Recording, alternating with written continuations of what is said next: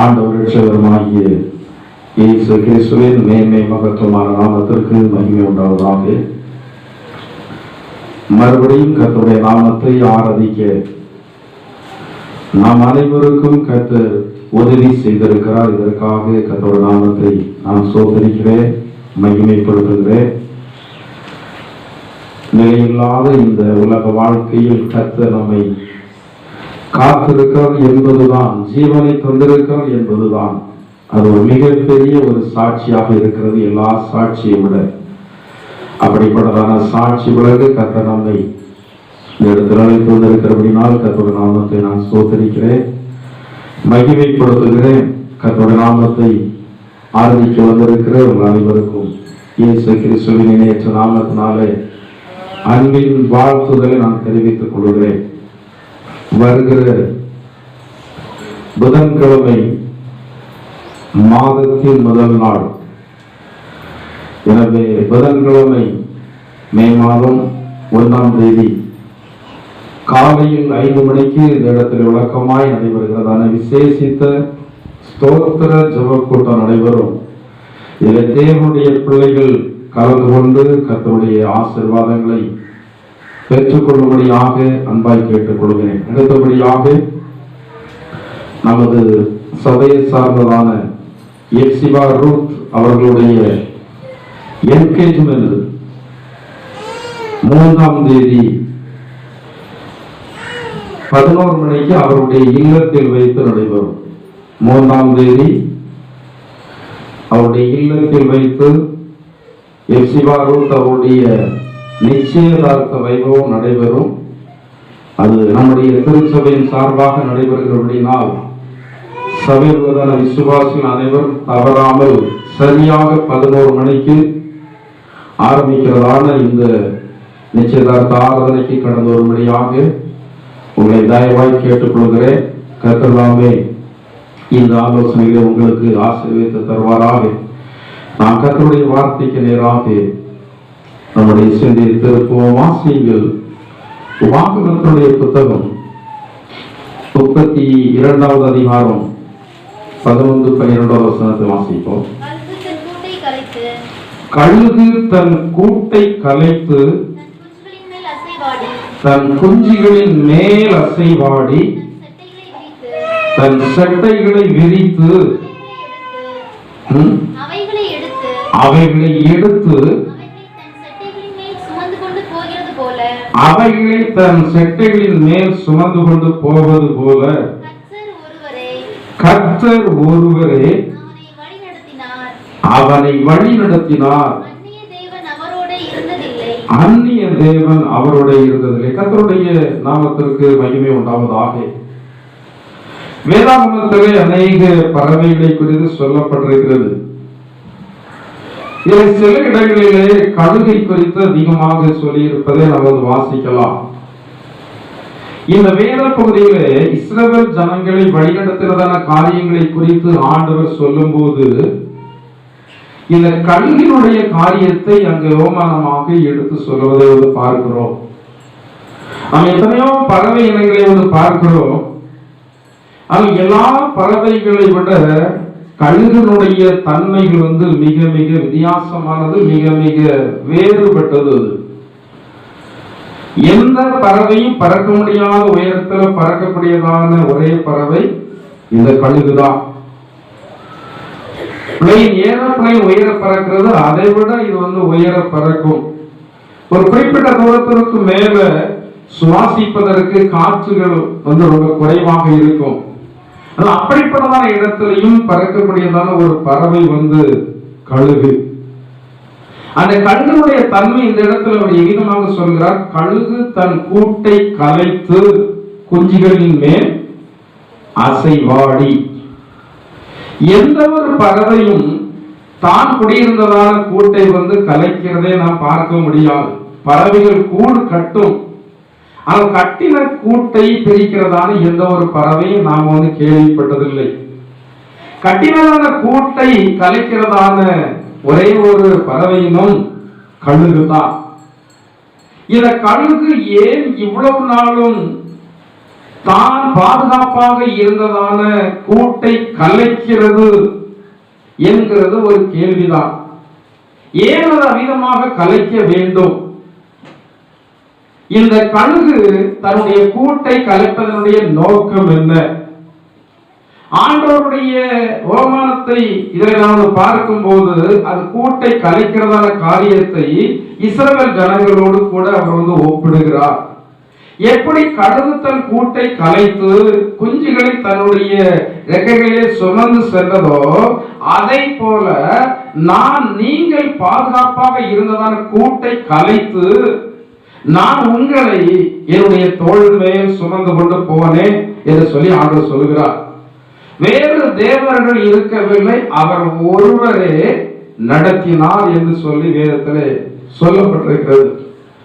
இந்த பாதுகாப்பாக இருந்ததான கூட்டை ஏன் அந்த கழுகு கலைக்கிறது? தாய் பறவை அந்த கூட்டை என்ன செய்யறது? கலைக்கிறது. கூட்டை கட்டுவது லகுவான காரியம் அல்ல. ஒரு மனிதன் தன் குடியிருப்பதற்காக வீட்டை கட்டுவதை விட பறவைகள் மிக பாடுபட்டு பிரயாசப்பட்டு தான் ஒரு கூட்டை கட்டுகிறது. இந்த கூட்டை அது கண்மலையில உயரத்திலே கட்டுகிறபடினால் இந்த குச்சிகளெல்லாம் எடுத்துக்கொண்டு போய் அது சேர்த்து கட்டுவதற்கு மிக சிரமப்பட்டு கட்டி முட்டையிட்டு குஞ்சை பொறித்து குஞ்சை வளர்த்து கொண்டிருக்கிறது. திடீரென்று சொல்லி ஒரு நாள் இது கட்டினதான கூட்டை தான் என்ன செய்து விடுகிறது? கலைத்து. யாருக்காக கலைக்கிறது? அதான் முக்கியமான ஒரு காரியம். அது யாருக்காக தன்னுடைய கூட்டை கலைக்கிறது? அந்த கூட்டை கலைப்பதற்கான நோக்கம் என்ன? அந்த கூட்டை கலைப்பதற்கான நோக்கம் என்னவென்றால் தான் பெற்றெடுத்ததான அந்த குஞ்சி பறவை நம்மை போல் மாற வேண்டும் என்பதற்காகத்தான் இந்த கழுகு அந்த குஞ்சு இருக்கிறதான கூட்டை கலைத்து ஒன்றுமில்லாமல் ஆக்கி விடுகிறது. முதலாவது இந்த முட்டையிட்டு குஞ்சு பொறித்து குஞ்சியை வளர்த்து இது ஒரு முழு நிலைமை வரும்போது இந்த கழுகு நினைக்கிறது இந்த குஞ்சு நம்மை போல் பறக்க வேண்டும் என்று சொல்லி நினைக்கிறது. ஆனா அந்த கழுகினுடைய குஞ்சுக்கு நேரத்திற்கு என்ன கிடைக்கிறது? சாப்பாடு கிடைக்கிறது. அமைதலோடு இருப்பதற்கு எந்த ஒரு பறவைகள் மூலமாகவோ மிருகங்கள் மூலமாகவோ எந்த ஒரு பாதிப்பும் வராதபடி கண்மலையினுடைய உயரத்தில் உள்ளதான கூட்டுல அது சுகமாக இருந்து கொண்டிருக்கிறது. அது சாப்பிடுகிறது, இளைப்பாறுகிறது, சாப்பிடுகிறது, இளைப்பாறுகிறது. இப்படியே இது இருந்து கொண்டிருக்கிறது. தாய் பறவை பார்க்கிறது எவ்வளவு நாட்கள் இது இவ்விதமாக இருக்க போகிறது என்று சொல்லி அது பார்த்து கொண்டே இருக்கிறது. ஆனால் இந்த கழுகு குஞ்சால் ஒரு நாள் கூட அந்த கூட்டை விட்டு வெளியே என்ன செய்வதை பறக்கவில்லை. முதலாவதாக இந்த தாய் பறவை என்ன செய்கிறது என்றால் இந்த முட்டையிடும்படியாக மிக மென்மையான இறகுகள் எல்லாம் தூக்கி கொண்டு வைத்திருக்கும். இந்த இறகுகளை நாம் வெளியே எடுத்து விட்டால் கூடு கொஞ்சம் கடினமாக இருக்கும். அப்போதாயிலும் இந்த கழுகினுடைய குஞ்சு வெளியே பறக்கும் என்று சொல்லி நினைத்து அந்த மென்மையான இறகுகளை எல்லாம் முதல்ல கொத்தி எடுத்து வெளியே போடுகிறது. என்றாலும் இந்த கழுகு குஞ்சு இடத்தை காலிப்படுகிறது போல இல்லை.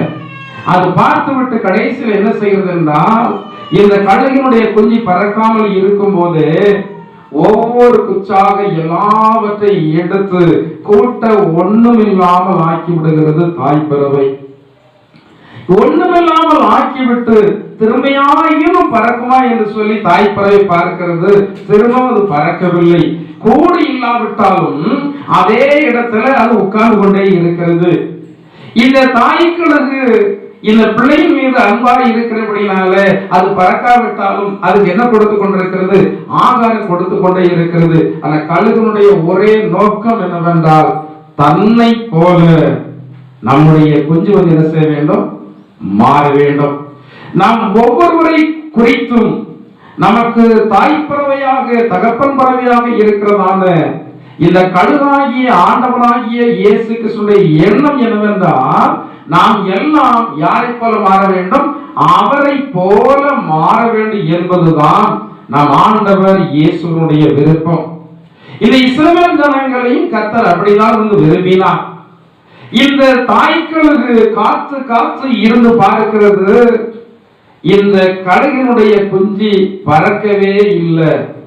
ஆனா பறப்பதற்கான பலம் வந்து விட்டது, அதற்கு பறப்பதற்கான இறகுகள் எல்லாம் அதற்கு முளைத்திருக்கிறது, தைரியமாக பறக்கலாம். ஆனா இந்த பிள்ளை கழுகுக்கு, குஞ்சு கழுகுக்கு பறப்பதற்கான என்ன இல்லை, தைரியம் இல்லை. பலம் இருக்கிறது, ஆனா என்ன இல்லை, தைரியம் இல்லை. கவனிக்கிறீங்களா, பாக்குறீங்களா? கண்ணு நல்லா தரங்க. முதல்ல இப்ப தரிசனம் யாருமே காண வேண்டாம். தரிசனம் காண்ட ஜப நேரம் முடிஞ்சிச்சு. ஜப நேரத்தில் நீங்க தரிசனம் காணலாம். ஆனா பிரசங்க நேரத்தில் நீங்க தரிசனம் காணக்கூடாது. காதை நல்லா ஷார்ப்பாக்கி இதை தான் கேட்கணும், பிரசங்கத்தை தான் கேட்கணும். திடீரென்று உங்கள்கிட்ட கேள்வி கேட்பேன்.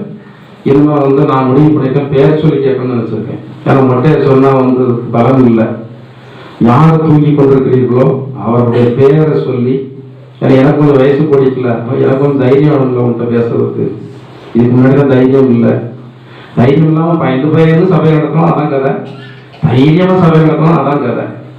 எவ்வளவோ பாடுபட்டு ஜனங்களை பாதுகாக்க வேண்டும்னு சொல்லி எவ்வளவோ டவுன் ஆகி செருப்ப போல தேஞ்சு போனாலும் நடக்கிறதா நடக்கிறது. அதே வேளை நல்ல தெனாவட்டா பேசிட்டு இருந்தாலும் அதான் நடந்து கொண்டிருக்கிறது. எனவே இப்போ பேரை சொல்லி சொல்வதற்கு எனக்கு கொஞ்சம் தைரியம் வந்திருக்கு. ஆனால் இன்னொரு கேளுங்க, பிரசங்கத்தை கேளுங்க, பொய் சொல்லல. பேரை சொல்லி கேட்கணும் என்ன சொன்னேன்னு சொல்லிட்டு, ஏன் பாஸ் இப்படிலாம் கேவலப்படுத்துற அப்படிலாம் நீங்க நினைக்க கூடாது. ஏன்னா நீங்க யாரை கூட மாறணும், தாய்க்களுக்கு எப்பவும் வேலை செய்யணும். அதற்கு தான் டீச்சு. நீ ஆண்டவரை போல என்ன செய்ய வேண்டும், மாற வேண்டும். அப்போ அந்த தாய்க்களுக்கு காத்து காத்து பார்க்கிறது.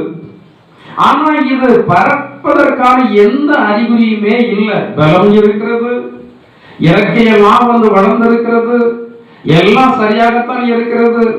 இந்த குஞ்சுகளுக்கு நோயும் இல்லை, எந்த ஒரு பிரச்சனையும் இல்லை. ஆனா ஒரே ஒரு பிரச்சனை என்னன்னா அதற்குள்ள ஒரு என்ன இருக்கிறது, பயம் இருக்கிறது. ஒரு பயம் இருக்கிறது அந்த கழுகுடைய குஞ்சுக்குள்ள. இதே போல நம்முடைய வாழ்க்கையிலும், கிறிஸ்தவ வாழ்க்கையிலே பயம் இருக்கிறது. தைரியமாக நாம் ஆண்டவருக்காக வாழ முடியவில்லை. ஏன் வாழ முடியவில்லை? விசுவாசத்தை பேசுகிறோம், அறிக்கை செய்கிறோம். ஆனால் வாழக்கூடியதான நேரம், அந்த விசுவாசத்தில் நடக்கக்கூடியதான நேரம் வரும்போது நம்மால் தைரியமாக அந்த அனுபவத்திற்குள் கடந்து போக முடியவில்லை. இந்த குஞ்சுகளுக்கு தைரியம் இல்லாதபடினாலே அது அப்படியே அமர்ந்து கொண்டு அப்படியே இருந்து கொண்டே இருக்கிறது. தோற்றத்தை பார்த்தா இப்போ தாய்க்கழுகை விட அந்த கழுகு தோற்றத்துல பெரிதாக தோன்றுகிறது. ஏனென்றால் ஒரு முழு வளர்ச்சி பெற்று விட்டது. ஆனா முழு வளர்ச்சியை பெற்றதற்கு பிறகும் இதனால செயல்பட முடியாமல் இருப்பதற்கான காரணம் இதற்கு என்ன இல்லை, தைரியம் இல்லை. தைரியம் இல்லாத நபரை ஒரு காரியத்தை செய்ய வைக்க வேண்டுமானால் என்ன செய்யணும், என்ன செய்யணும்? ஒரு நபருக்கு சைக்கிள் ஓட்ட என்ன இல்லை, என்ன இல்லை, தைரியம் இல்லை. அப்ப அவர்களை ஓட்ட வைக்க வேண்டுமானால் என்ன செய்கிறது? ஓட்டியே தீர வேண்டும். அவர்கள் அவங்க சைக்கிள் உட்கார வச்சு நான் விட மாட்டேன், ஒன்னும் நீ பயப்படாத, நான் பிடிச்சிருக்கேன், கீழெல்லாம் நீ விழ மாட்ட அப்படின்னு சொல்லி ஒரு நபர் கேரண்டி கொடுத்து சைக்கிள்ல பின்னாடி பிடிச்சிருக்கணும். அவங்க எதிர்பாராத வேளையில சைக்கிள் என்ன செய்வாங்க, என்ன செய்வாங்க, விடுவாங்க. முன்னாடி ஓட்டுறவங்க நினைச்சிட்டு இருப்பாங்க பின்னாடி பிடிச்சிருக்கிறார்கள் என்ற தைரியத்துல போகும்போது அந்த சைக்கிள் கீழே விழுந்ததில்லை. ஒருவேளை அது கீழே விழுகிறது போல சூழல வந்தாலும் பழையபடி அந்த சைக்கிள் என்ன செய்கிறார்கள், பின்னாடி போகிறவங்க பிடிக்கிறாங்க. அதே போல நீச்சல் கற்றுக்கொள்ளும் போது, நீச்சல் உங்களுக்கு சிலருக்கு தெரியும் சிலருக்கு தெரியாது. ஆனா மனுஷனுக்கு தெரிந்திருக்க வேண்டிய கட்டாயம் என்ன தெரிஞ்சிருக்கணும், நீச்சல் தெரிஞ்சிருக்கணும். நீச்சல் படிச்சவங்க எப்படி படிச்சீங்க?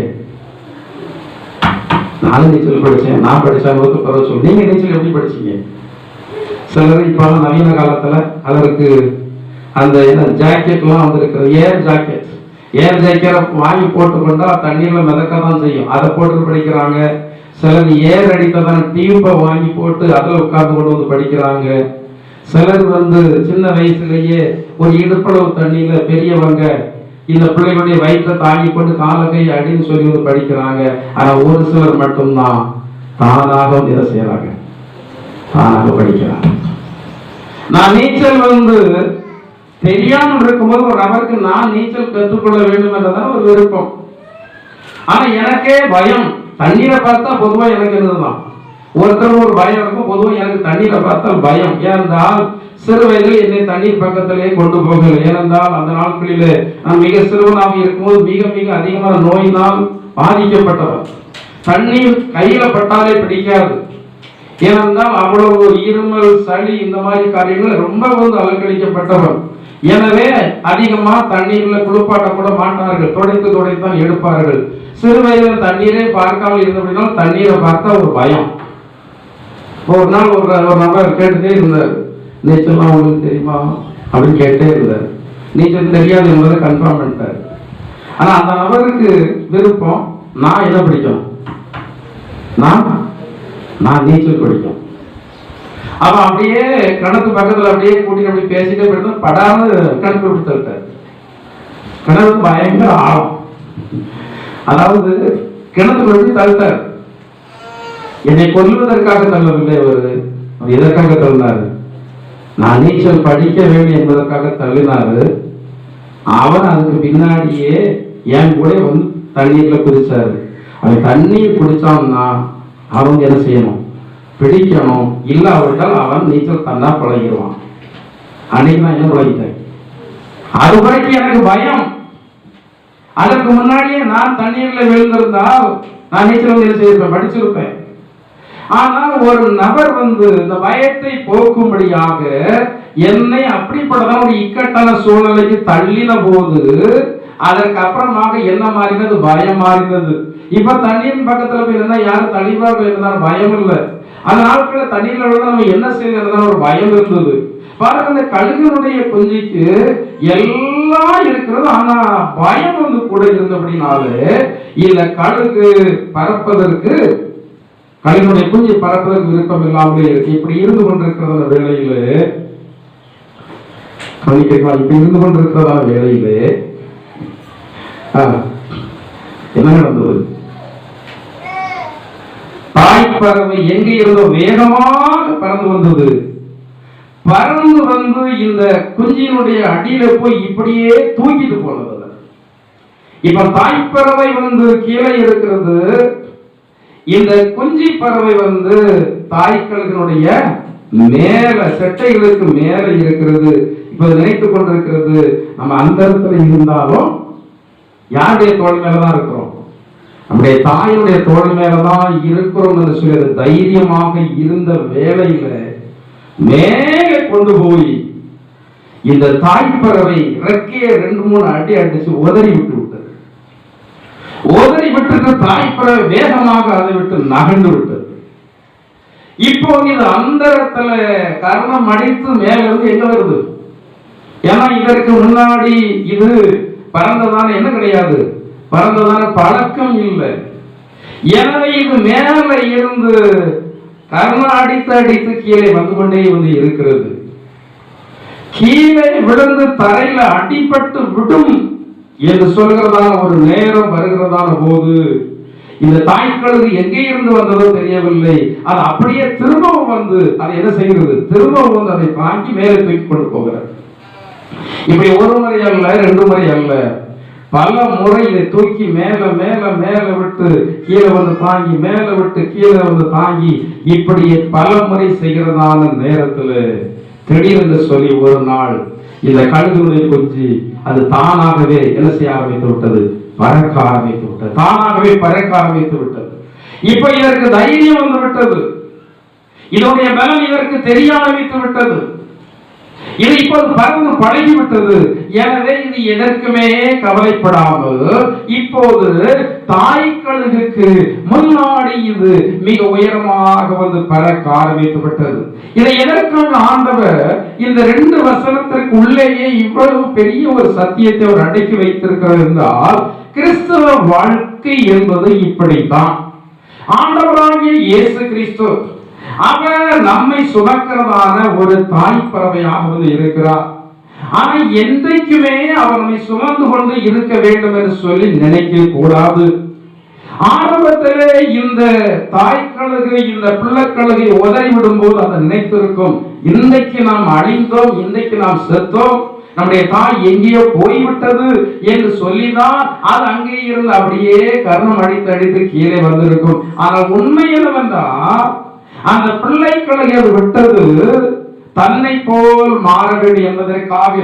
நம்முடைய வாழ்க்கையிலே அநேக வேலைகளிலே தேவன் கைவிட்டு விட்டாரோ என்று சொல்கிறதான நேரங்கள் எல்லாம் நம்முடைய வாழ்க்கையில வரத்தான் செய்திருக்கிறது, வராமல் இல்லை. இன்னைக்கு ஆண்டவரை தேடுகிறதான அநேக தேவனுடைய பிள்ளைகள் நினைக்கிறதான காரியம் என்னவென்றால், நான் என்ன ஜெபம் பண்ணுகிறேனோ அது அப்படியே கிடைத்து விட வேண்டும், அப்போதான் ஆண்டவர் என்னோடு இருக்கிறார் என்பதை நான் நம்ப முடியும் என்று சொல்லி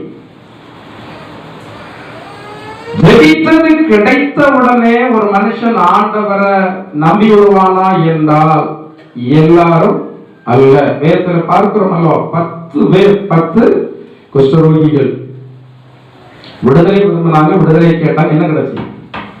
என்ன கிடைச்சு? புஷ்பத்துல என்ன கிடைச்சது? 10 பேருக்கு என்ன கிடைச்சு? சொல்லுங்கம்மா. விடுதலை கிடைச்சு. சரி, 10 பேருக்கும் கேட்டோடனே விடுதலை கிடைத்தபடினால 10 பேருமா ஆண்டவரை நம்பினாங்க, ஆண்டவரை தேடினாங்க? இல்ல, ஒருத்தனும் ஆண்டவரை தேடினா ஒருத்தனும் ஆண்டவரை நம்பி திரும்ப வந்தான் என்று சொல்லி சொல்லப்பட்டிருக்கிறது. இதே போலதான் இன்றைக்கும் அநேக ஜனங்களுக்கு ஆண்டவர் விடுதலை கொடுத்திருக்கிறார், நன்மையை கொடுத்திருக்கிறார்.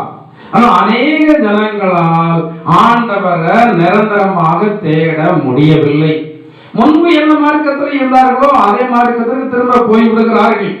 இன்னைக்கு அநேக ஜனங்கள் இயேசு கிறிஸ்துவை தேடுகிறதையும் அவர் எவ்விதமாக நினைக்கிறார்கள் என்றால், எல்லா மதத்திலையும் போய் எவ்விதமாக பாரம்பரியமாக ஆண்டவரை தேடி நன்மையை பெறுவார்களோ அதே போலதான் நினைக்கிறார்கள். ஆண்டவர் அவருடைய பிள்ளைகளுக்கு கொடுக்கிற ஆசீர்வாதம் என்பது நிபந்தனையான ஆசீர்வாதம் தான். அது அந்த நிபந்தனை எப்படிப்பட்டதான நிபந்தனை என்றால், ஆத்மீக காரியத்துல நீங்கள் வருவதற்கு உங்களை உட்படுத்திக் கொள்ள வேண்டும்.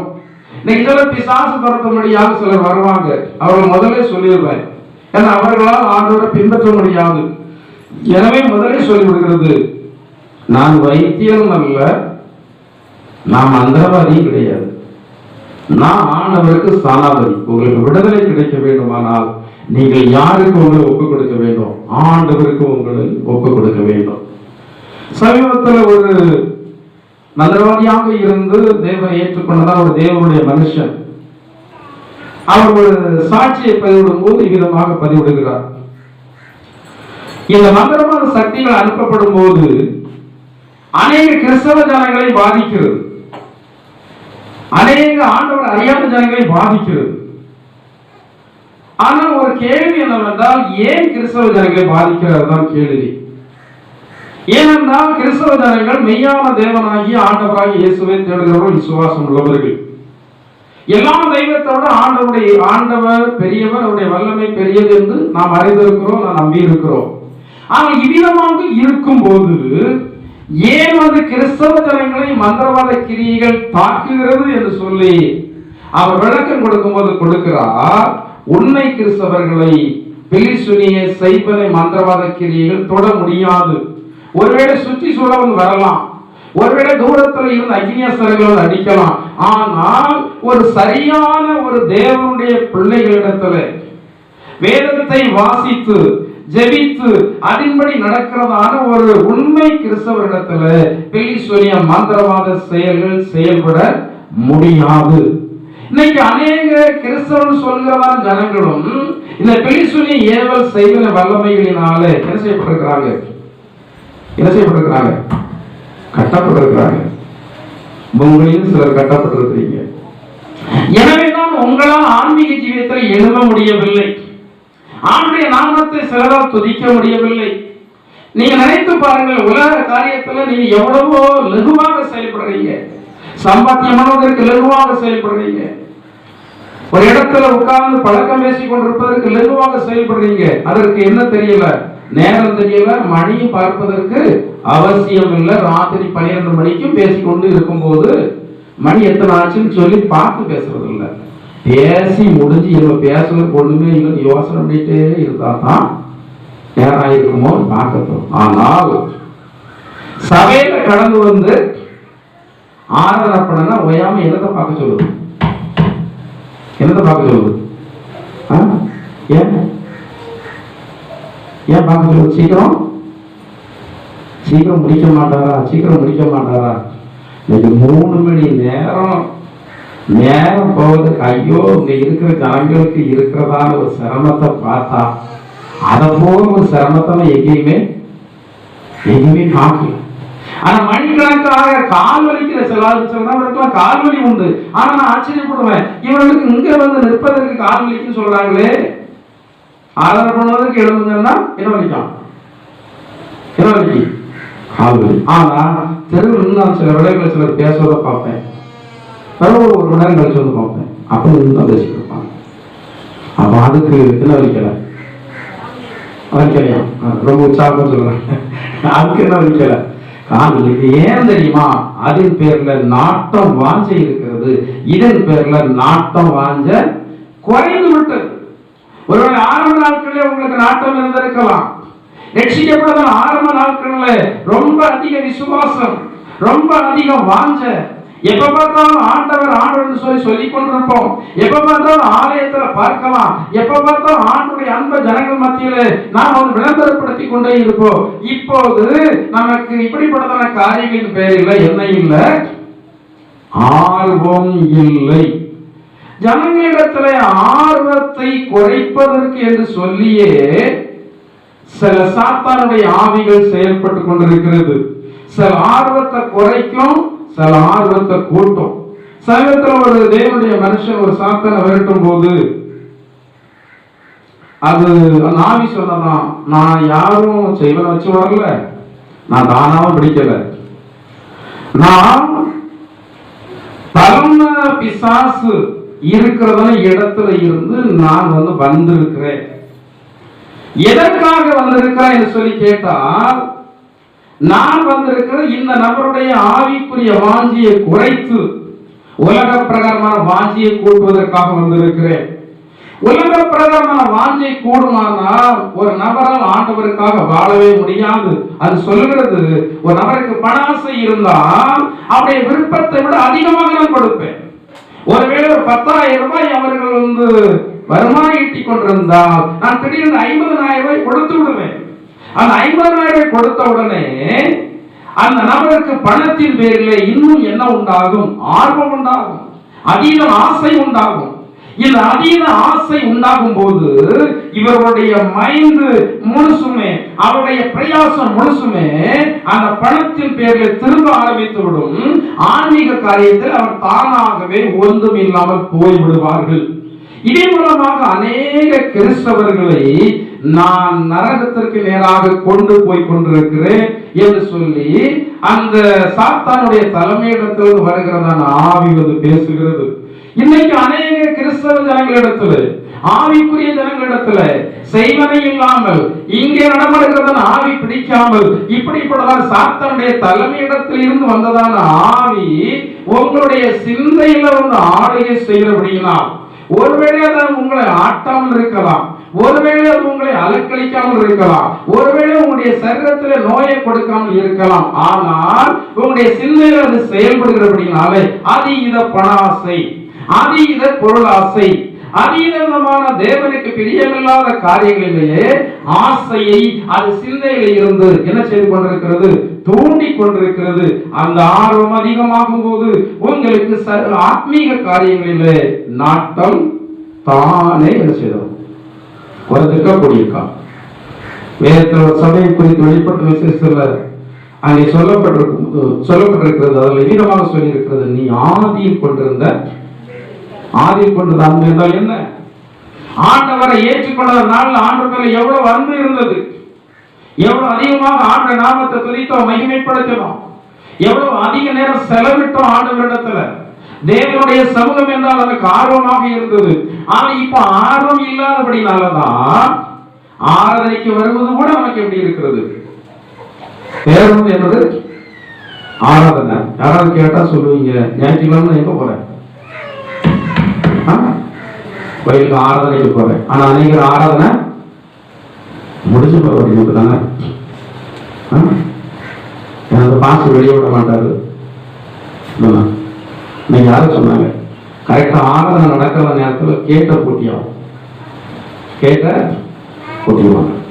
அப்புறம் உள்ள வரணும் நினைச்சாலும் வர முடியாது. பாஸ்டர் நீங்க கேட்ட போட்டுனே அவசியம் இல்லை பாஸ்டர், 2 வாரத்தை கொஞ்சம் கஷ்டம்னு சொல்லிட்டோம் நாங்கள் வெளியே போயிடுவோம். அப்படி இந்த சபை இருக்கு. எனது ஆவிக்குரிய காரியத்தின் பேரில் என்ன இல்லை, இன்னைக்கு ஜனங்களுக்கு நாட்டம் இல்லை. எதற்காக சபையை மாறி மாறி அழிந்து கொண்டிருக்கிறார்கள்? ஆன்மீக காரியத்தோடதான் நாட்டம் இல்லாமல் இருக்கிறபடினாலதான். அவர்கள் விரும்பினபடி பாஸ்டர் இல்லை, அவர்கள் விரும்பினபடி போதனை இல்லை, அவர்கள் விரும்பினபடி அவர்களுக்கு இசைவாக இல்லை. எனவே இன்றைக்கு அநேக சத்தியத்தின் பேரில் நாட்டம் இல்லாமல் தங்களுடைய இருதயத்திற்கு ஏற்ற போதகர்களை தேர்ந்தெடுத்திருக்கிறார்கள். நீங்களெல்லாம் போதகர்களை தேர்ந்தெடுத்து இருப்பீர்களா? நீங்கள் அப்படிதான் தேர்ந்தெடுத்து இருப்பீர்கள். ஏனென்றால் நாம் மாம்சீகத்தில் தான் இருக்கிறோம். ஆனால் உங்களுக்கெல்லாம் போதகர்களை தேர்ந்தெடுத்து யார் கொடுத்திருக்கிறார்? ஆண்டவர் கொடுத்திருக்கிறார். சபை ஆண்டவர் தேர்ந்தெடுத்து கொடுக்க வேண்டும். ஊழியக்காரரை ஆண்டவர் தேர்ந்தெடுத்து கொடுக்க வேண்டும். நீங்கள் நினைத்து ஒரு சபையும் போதகரையும் தேர்ந்தெடுத்து இருப்பீர்களா? உங்களுடைய இருதயம் எப்போது சொல்லும், நாம் நினைத்த மாதிரி தான் இந்த சபை இருக்கணும், நாம் நினைத்த மாதிரி தான் இந்த பாஸ்டர் நினைச்சு பிரசங்கம் பண்ணணும், நான் நினைத்த மாதிரி நானே பிரசங்கம் பண்ண முடியாது. ஏனென்றால் பலிபீடம் யாருடையது? நான் ஏதாவது சொன்ன எக்ஸாம்பிள் சொல்லணும்னா கூட, என்னை குறித்து சில காரியங்கள் சொல்லணும்னா கூட இதயத்தில் என்ன அறியாமலே ஒரு பயம் வந்து வருகிறது. ஏனென்றால் இந்த பிரசங்க பீடம் யாருக்காக பேசக்கூடியது? பிரசங்க பீடம் தேவனுக்காக பேசக்கூடியது. பிரசங்க பீடம் அவர் தந்திருக்கிறார், கிருபையாக தந்திருக்கிறார், என்னிடத்துல தந்திருக்கிறார். எதற்காக தந்திருக்கிறார்? நீ எனக்காக பேச வேண்டும் என்பதற்காக, நீ என்னுடைய வார்த்தையை பேச வேண்டும் என்பதற்காகத்தான் கர்த்தர் இந்த பிரசங்க பீடத்தை என் கையில் தந்திருக்கிறார். நான் மட்டுமல்ல, யார் இந்த இடத்துல வந்தாலும் அவருடைய இருதயத்திற்குள் ஒரு எண்ணம் இருக்க வேண்டும். பலிபீடம் தேவனுடையது, அது தேவனுக்காக பேசக்கூடியதான பலிபீடம். நம்முடைய சொந்த வார்த்தைகளை நாம் பேசக்கூடாது என்று சொல்வதான ஒரு பயம் இருக்குமானால் அந்த ஊழியக்காரர் தேவனால் தேர்ந்தெடுக்கப்பட்டு உங்களுக்கு கொடுக்கப்பட்ட ஊழியக்காரர். இதெல்லாம் நீங்கள் ஒரு பாக்கியமுடையவர்களாக இருக்கிறீர்கள் என்று சொல்லி நான் நினைக்கிறேன். என்றால் நீங்களாக இந்த சபையில கடந்து வரவில்லை, ஆண்டவராக இந்த திருச்சபையில உங்களை கொண்டு வச்சிருக்காரு. சிலர் அவர்களா வருவாங்க, அவர்களா வருவாங்க, அவர்களா போவாங்க. சிலர் பேரையே கொண்டு வருவான். தேவன் கிரியை செய்ய ஆரம்பித்த நேரத்துல அந்த பொல்லாத ஆவியால் நடத்தப்படுறவங்களுக்கு இங்க இருக்க அவர்களால முடியாமல் போயிடும். நீதிமான்களுடைய சபையில முடிய பாவிகள் நீதிமான்களுடைய சபையில ஒண்ணு அந்த பாவி யார மாறணும்? பரிசுத்தம் உள்ளவனா மாறணும். அவன் பரிசுத்தம் உள்ளவனாக மாறாவிட்டால் தானாகவே போயிடுவான். அதற்கு பிறகு இந்த இடத்துல பண்ற பிரசங்கம் அவனுக்கு பிடிக்காது, பிரசங்கம் எடுக்காது. ஆம்பளையோ பொம்பளையோ அந்த பிரசங்கம் எல்லாம் அவருடைய இருதயத்திற்குள்ளே போகாது. அதான் பொதுவாக இந்த கடைசி நாட்களிலே பிரசங்க பீடங்கள் எப்படி இருக்கிறது வேதத்தில் சொல்லப்பட்டிருக்கிறது. பிரசங்க பீடங்கள் எல்லாம் வாந்தி எடுத்து போய் காணப்படுகிறது, நாற்றம் எடுத்து போய் காணப்படுகிறது. இந்த போஜனம் ஜனங்களுடைய ஆத்மாவுக்குள்ளே போகாதபடினாலே அது வாந்தி எடுக்கப்படுகிறது. இந்த ஆத்மாவுக்குள்ளே அது போகாத பட்சத்தில் ஆத்மாவில் இவர்களுக்கு என்ன வருகிறதில்லை? வளர்ச்சி வருகிறதில்லை. ஆவிக்குரிய போஜனம் சாப்பிட்டால் தானே ஆத்மீகத்தில் வளர்ச்சி உண்டாகும். சரீரப்பிரகாரமாக நன்றாக சாப்பிடுகிறீர்கள், சரீரப்பிரகாரமாக சத்தான ஆகாரம் எடுக்க விரும்புகிறீர்கள். அப்படி எடுத்தால் தான் நோய் இல்லாமல் நம்ம பலமாக இருந்து வேலை செய்ய முடியும் என்று சொல்லி எழுதுறீர்கள் அல்லவா? அதே போல ஆன்மீக காரியங்களிலே உங்களுக்கு சத்து கிடைத்தால் தான் நீங்கள் ஆண்டவருக்காக எழுந்து நிமிர்ந்து வைராக்கியமாக இருக்க முடியும். அந்த வைராக்கியம் ஏன் இல்லை என்றால் நமக்குள்ளான ஆவிக்குரிய தாகம் இல்லை. அது உண்டாக வேண்டும் என்பதற்காகத்தான் ஆண்டவர் நமக்கு பயிற்சி தருகிறார். எவ்விதமாக சில முக்கியமான நேரங்களில இந்த கழுகுடைய குஞ்சை எடுத்து எப்படி அது ஆகாயத்தில் அந்தரத்தில் விடுகிறதோ அதே போல நம்மை சில வேலைகளிலே அந்தரத்தில் விடுகிறது போல் ஆண்டவர் என்ன செய்கிறார்? விடுகிறார். வாசிங்க ஏசாயாவுடைய தீர்க்கதரிசன புத்தகம் 40வது அதிகாரம் 31வது வசனம் வாசிங்கள். கர்த்தருக்காக காரியங்களும்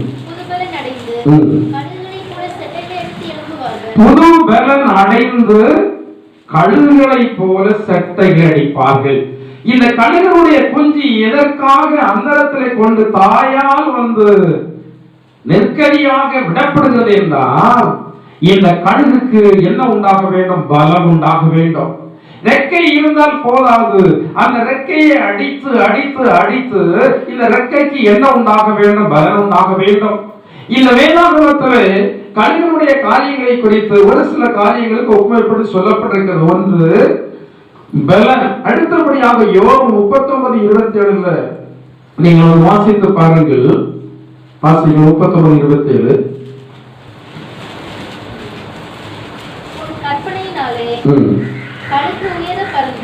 கழுகு உயர பறந்து உயரத்திலே தன் கூட்டை கட்டுமா. கழுகுடைய சுபாவம் என்னவென்றா, அது பறக்கிறதும் ரொம்ப உயர, அது கூடு கட்டுகிறதும் ரொம்ப உயரம். 2 சாமுவேல் 1:23 சொல்லப்பட்டிருக்கிறது. கழுகு வேகத்தை ஆண்டவர் குறிப்பிடும் போது கழுகுனுடைய வேகத்தை மேன்மையாக சொல்லி இருக்கிறார். இந்த 3 காரியங்களும் இந்த கழுகுனுடைய குஞ்சுக்கு உண்டாக வேண்டும். இது இருக்கிற இடத்துல அதுக்கு சாப்பாடு கிடைக்கும், இருக்கிற இடத்துல அதுக்கு பாதுகாப்பு கிடைக்கும். ஆனா இந்த தாய் கழுகு அது பாதுகாப்பாக மட்டும் இருக்க வேண்டும், அதல்ல திடமாக பலசாலியாக மட்டும் இருக்க வேண்டும் என்று சொல்லி விரும்புகிறது இல்ல. தாய் கழுகு விரும்புகிறது இது உயரத்தில் பறக்க வேண்டும் என்று சொல்லி விரும்புகிறது. தாய் கழுகு விரும்புகிறது இது பலனடைய வேண்டும் என்று சொல்லி விரும்புகிறது. தாய் கழுகு விரும்புகிறது இது வேகமாக என்னை விட இல்லாவிட என்னை போன்று இது வேகமாக என்ன செய்ய வேண்டும்? பறக்க வேண்டும் என்று சொல்லி விரும்புகிறது. இதற்காகத்தான் இந்த தாய்க்கழுகினால் இந்த குஞ்சு கழுகு அந்தரத்திலே விடப்படுகிறது. நம்முடைய வாழ்க்கையிலும் அநேக நேரங்களிலே நம்மை நிற்கதியாக விட்டது போல நமக்கு தோன்றலாம். வேதத்திலே இந்த கழுகுடைய காரியங்களை குறித்து பார்க்கும்போது ஒரு சில தேவனுடைய பிள்ளைகளை நாம் நினைவு கூற வேண்டும். அப்போது நமக்கு சத்தியங்களை நாம் அறிந்து கொள்ள ஏதுவாக இருக்கும். ஆதியாகமத்தினுடைய புத்தகத்தில் 27ஆம் அதிகாரம் 42 45 வரைக்கும் நீங்கள் வாசித்தால் யாக்கோபுடைய சரித்திரத்தை குறித்து சொல்லப்பட்டிருக்கிறது. இந்த யாக்கோபு கூடு கலைக்கப்பட்டவன். இந்த தாய்க்கழுகு கூட்டை கழித்து எவ்விதமாக குஞ்சு கழுகை அந்தரத்தில் விட்டதோ அதே போல இந்த யாக்கோபு நெருக்கடியாக விடப்பட்டவர். இந்த யாக்கோபுடைய இஷ்டம் அங்க நிறைவேறவில்லை. அதிகமாக நாம் சிந்திக்கிறதா முற்பிதாக்களிலே இந்த யாக்கோபு ஒருவராக இருக்கிறார். இந்த யாக்கோபு யாருடைய மகன்? யாருடைய மகன் சொல்லுங்க. ஈசாக்கு யாருடைய மகன்? ஆபிரகாம் பெரும் பணக்காரர், வெள்ளியும் பொதுமான பணக்காரர். இந்த ஆபிரகாமுக்கு பேரன் யாரு? யாக்கோபு. ஆபிரகாமுடைய மகன் ஈசாக்குக்கு ஆபிரகாம் தனக்குரியதான எல்லாவற்றையும் கொடுத்திருந்தான். எல்லாவற்றையும் வெள்ளியும் பொருளும் எல்லாவற்றையும் அந்த வாக்குத்தத்தத்தின் பிள்ளையாகிய ஈசாக்குக்கு ஆபிரகாம் கொடுத்திருந்தார். இப்போ இந்த யாக்கோபு ஒரு பெரும் பணக்காரருடைய மகன். பெரும் பணக்காரருடைய மகன் இந்த யாக்கோபு. ஆனா அந்த யாக்கோபு பெரும் பணக்காரருடைய மகனாக இருந்தாலும் இவனை சூழ்நிலை இவனை வேலைக்காரனாக மாற்றுகிறது. இவன் வீட்டுல ஆடு மாடுகளை மேய்ப்பதற்கு வேலைக்காரங்க உண்டு. ஈசாக்குடைய வீட்டுல ஆடு மாடுகளை மேய்ப்பதற்கு ஏராளம் மேய்ப்பர்கள் இருந்தார்கள். ஆனால் இந்த யாக்கோபு தள்ளப்படுகிறான். எவ்விதமாக இந்த குஞ்சு கழுகை தாய்க்கழுகு அந்தரத்தில் தள்ளிவிடுகிறதோ அதே போல இவனுடைய குடும்பம் இவனை அந்தரத்திலே தள்ளிவிடுகிறது. இவன் ஐஸ்வர்யவானாக இருக்கிறவன், ஒரு எஜமானனாக இருக்கிறவன். இவன் தன்னுடைய மாமன் வீட்டிலே போய் அவன் ஆடு வைத்துக் கொண்டிருந்தான். ஆனால் இது அவனுடைய விருப்பம் அல்ல. அவனுடைய விருப்பம் அது கிடையாது. நீங்க அவன் வாசித்து பார்ப்பீர்களா? ஆதியாகமம் 28:7 வாசிங்க. யாக்கோபு தன் தகப்பனுக்கும் தாய்க்கும் கீழ்ப்படிந்து போ. இது யாருடைய விருப்பம் என்றால் அவன் தகப்பனுடைய விருப்பம், அவன் தாயினுடைய விருப்பம். அவனுடைய மாமன் வீட்டிலே போயிருப்பது யாக்கோபுடைய விருப்பம் அல்ல. இவன் விரும்பாத காரியங்கள் நடக்கிறது. இதை யாக்கோபு சிறு வயது முதலே இவன் வீட்டுக்குள்ளே இருந்து யாருடைய அரவணைப்பில் இருந்தவன்? தாயினுடைய அரவணைப்பில் இருந்தவன். சாப்பாட்டுக்கு என்ன இல்லை, குறைவு இல்லை. வஸ்திரத்துக்கு என்ன இல்லை, குறைவு இல்லை. மதிப்புக்கு என்ன இல்லை. ஏன்னா அவனுடைய தகப்பன் பெரிய ஐஸ்வர்யாவுடைய மகன், மதிப்புக்கு குறைவு இல்லை, ஒண்ணுக்குமே குறைவு இல்லை. இப்ப எல்லாவற்றுக்கும் அங்க பங்கம் வருகிறது. சாப்பாட்டுக்கு அங்க பங்கம் வருகிறது, வஸ்திரத்துக்கு அங்கே பங்கம் வருகிறது, அங்க மதிப்புக்கு அங்கே பங்கம் வருகிறது. இவன் நிற்கதியாக வீட்டை விட்டு அவன் விலக்கப்படுகிறான். இவனுடைய தாய் என்ன சொல்லி என்னெல்லாம் ஒன்று சொல்லி சம்மதிக்க வச்சிருப்பான்.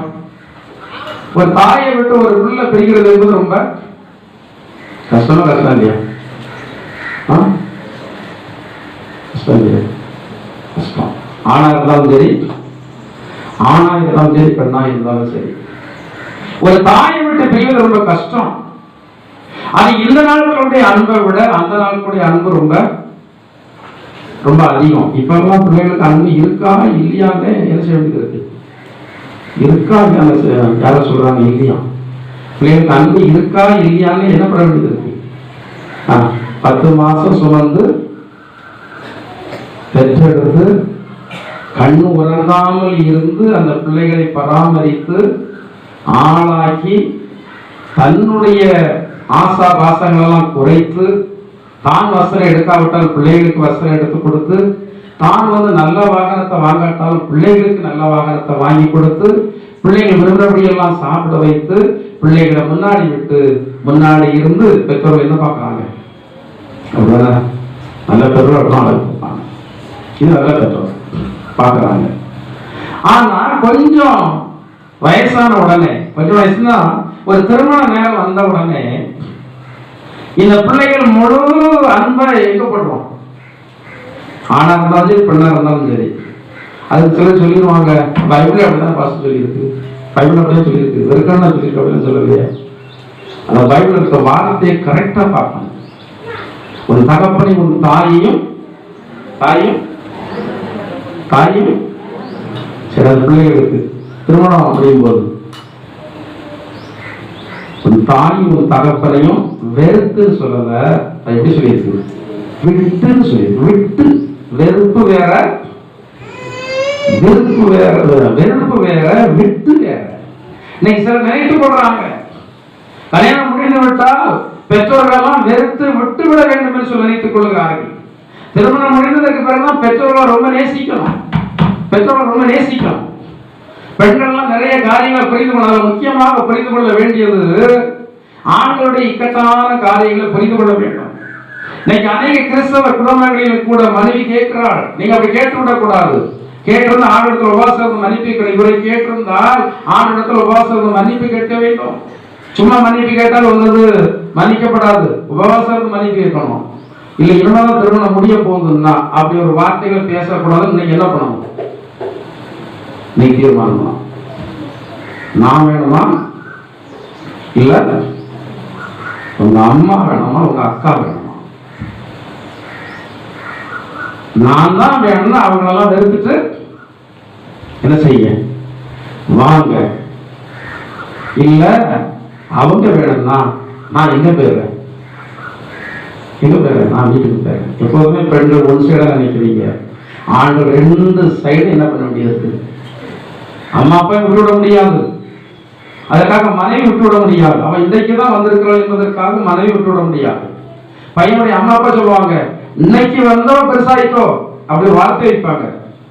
இத்தனை வருஷம் உன்னை வளர்த்த எங்களை விட இன்னைக்கு வந்தவா என்ன ஆயிட்டோ பெருசாயிட்டோ அப்படின்னு.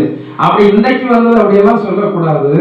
ஆனா இந்த ஆண்கள் இந்த ஈறுதலை கொல்லியா கிடந்து என்ன பண்றாங்க? கஷ்டப்படுறாங்க. யாருக்கு பதில் சொல்லணும்? ஆண்களுக்கு பதில் சொல்லணும். நீங்க எப்படி நடக்கிறீங்களோ அப்படிதான் உங்களுக்கு நடக்கும். ஆண்களை கொஞ்சம் ஃப்ரீயாக வந்து இருக்க விட வேண்டும்.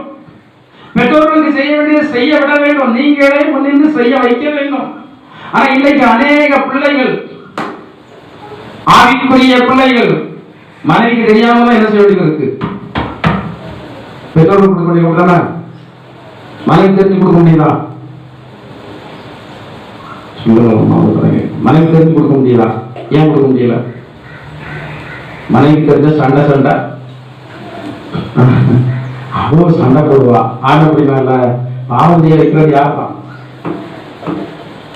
ஒண்ணு நினைத்துக் கொள்ளுங்கள், வாங்குகிறத விட கொடுக்கிறது ரொம்ப ரொம்ப அர்த்தம், ரொம்ப பாக்கி. அப்படி இல்லையா? கொடுக்கிறது பாக்கி. எவ்வளவுதான் காசு கொடுக்கிறது இருந்தா கொடுத்துட்டே இருக்க சொல்லுவாங்கல்ல, கொடுத்து கொடுத்து சிவந்த கைகள் சொல்லுவாங்க. கொடுத்துட்டே இருங்க. ஒரு ஆப்பிரிக்கா ஒரு தேவனுடைய மனுஷன் உண்டு. அவர் பிரசங்கத்தில் ஒரு இடத்துல சொல்றாரு, இந்த கொடுக்கிற நான் பைத்தியக்கார மாதிரி அள்ளி அள்ளி எரிவே இருக்கிறார். ஏன்னா அவர் இருந்த சூழல் அவருக்கு தான் தெரியும். அவர் சிறு வயதில் இருக்கும் போதே ஒரு நாய்க்கு அவங்க அம்மா வீட்டு வேலை செய்த வீட்டுல உள்ள நாயோடைய சாப்பாடு நல்லா இருக்கும் அப்படின்னு நினைப்பாராம். ஆனா அந்த சாப்பாடு இவருக்கு கிடைக்கல. நாயோட கேவலமான சாப்பாடு இவருக்கு கிடைச்சு அவங்க வீட்டுல வளர்க்கிற நாய்க்கு நல்ல சாப்பாடு. அப்படி இருந்ததான ஒரு மனுஷன் வளர்ந்து வாலிபனா வரும்போது தேவனை ஏற்றுக்கொண்டு ஆண்டுடைய பிள்ளையாக மாறி, அவர் அந்த காலத்துல சாப்பாடு கஷ்டப்பட்டபடினால அவர் தனக்குள்ள ஒரு தீர்மானம் பண்ணினாரு, உலகத்துல எங்கெங்கெல்லாம் பிள்ளைகள் சாப்பாடு இல்லாம இருக்கிறாங்களோ அவர்களுக்கு எல்லாம் நான் என்னுடைய ஊழியத்தில் வரதை கொடுக்க வேண்டும் என்று சொல்லி அவர் தீர்மானம் பண்ணினார். எண்ணினார். வெறும் தீர்மானம் அல்ல, வெறும் எண்ணம் அல்ல, அவர் அதை கொடுக்கவும் ஆரம்பிச்சாரு. 10,000 20,000 பிள்ளைங்க, பல ஆயிரம் பிள்ளைகளுக்கு அவர் என்ன கொடுத்தார்? சாப்பாடு கொடுத்தார். அவர் தான் சொல்றாரு, நான் பைத்தியக்காரன் நான் எறிகிறது போல இறைக்கிற கிணறு அந்த காலத்துல உறவு பாஸ்டர் எங்களுக்கெல்லாம் உறவு நினைக்கிறீங்களா? இயற்கைக்கு ஒரு நியதி உண்டு. என்ன நியதி தெரியுமா? 55 அடி நீர்மட்டமா இருக்கும் என்றால் அந்த ஏரியாவில் எல்லாமே 55 அடி நீர்மட்டத்தில் வந்துடும். நீங்க தண்ணீர் எடுத்தால் கோர கோர வந்து கொண்டே இருக்கும். உங்களுக்கு உணவுதான் ஆசீர்வாதம் என்று சொல்லி ஆண்டு வைத்து விட்டாரானால் நீங்க எடுக்க எடுக்க எடுக்க எடுக்க குறையாது. ஆனா நீங்க நினைக்கிறீங்க எடுத்தா குறைந்து விடும் என்று சொல்லி வேதத்துல சொல்லி இருக்கிறது. அதிகமாக பிசினித்தனம் பண்ணி ஐஸ்வர்யம் அடைந்தவர்கள் நிறைய உண்டு. அப்படியா இருக்கு? பண்ணிக்கிறீங்களா? பிரசங்கம் போர் அடிக்கலாம். அதிகமாக பிசினித்தனம் பண்ணி என்ன அடைவாங்க? வாரி இறைத்து சொல்லுங்க, வாரி இறைத்தா என்ன கிடைக்கும்? நிறுத்தி கிடைக்கும். பைபிள்ல 2 கொரிந்தியர் சொல்ல நினைக்கிறேன். 2 கொரிந்தியர் நீங்கள் ஒரு வசனம் இருக்கிறது, வாசித்து பார்த்தால் அதில் விதமாக சொல்லப்பட்டிருக்கிறது. கொரிந்தியர் 2வது நிருபம் 8வது அதிகாரம் 1வது வசனத்திலிருந்து 5வது வசனம் வரைக்கும் நீங்க வீட்டில் போய் வாசிங்க. 1-2 வசனங்கள் வாசிங்க. அன்றியும் சகோதரரே, மக்கெதோனியா நாட்டு சபைகளுக்கு தேவன் அளித்த கிருபையை உங்களுக்கு அறிவிக்கிறோம். அவர்கள் மிகுந்த உபத்திரவத்தினாலே சோதிக்கப்படுகையில், என்ன தரித்திரம்? சாதா தரித்திரம் அல்ல, கொடிய தரித்திரம்னா சாப்பாடு இல்லாத தரித்திரம். கொடிய தரித்திரத்திலே தங்கள் பரிபூர்ண சந்தோஷத்தினாலே எப்படி கொடுத்தார்களாம்? கொடுக்கும் போது உங்களுக்கு என்ன வேணும்? பரிபூர்ண. அது கொடுக்கிறதுக்கு ஒரு வாய்ப்பு ஆண்டு தந்தா அது எப்படி நீங்க நினைக்கணும்னா பாக்கியமா நினைக்கிறேன். சிலருக்கு கொடுக்கணும் ஒரு வாய்ப்பு வந்துச்சு, நம்மகிட்ட கேட்கிறாங்க, சாப்பாடோ வஸ்திரமோ பணமோ எதுவும் கேட்கிறாங்க. அவர்கள் வாங்குவதற்கு தகுதியானவர்கள் தான். சில வேலைகளில் நம்ம ஏமாந்து விடுகிறது உண்டு. ஆனாலும் நம்ம என்ன நினைத்து நம்ம சில வேலைகளை ஏமாந்து விடுகிறோம்.